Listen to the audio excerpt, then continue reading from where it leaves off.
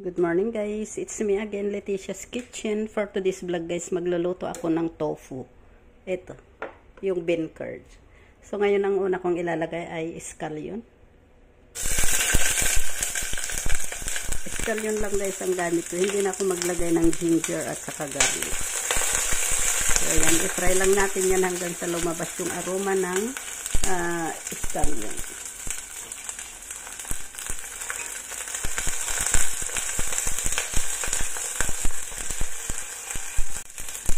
So ito guys, simpleng luto lang ito ng bean curd pero masarap siya kasi yung sauce niya ay masarap ang pagkaluto. So ngayon pwede nang maglagay tayo ng soy sauce. Ito yung gamit ko na soy sauce ay Kikkoman, Japanese soy sauce. Ayan. And then maglagay na rin ako ng sugar. And then water. Ayan. And then maglalagay na rin ako dyan ng vegetarian oyster sauce, yung mushroom oyster sauce.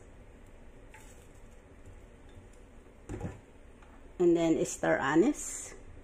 Lahat na gagamitin ko guys ay yung powder. Ayan. Paubos na yung star anise ko. And then mountain pepper. Black pepper and rice wine. So yan lang guys, pakuluan muna natin yan bago natin ilagay ang bean curd.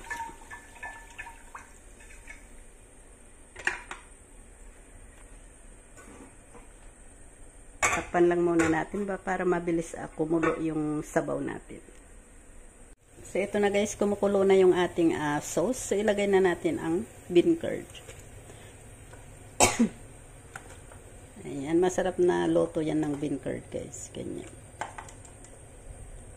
So, ang nilagay ko dyan na sugar ay bali 3 teaspoon.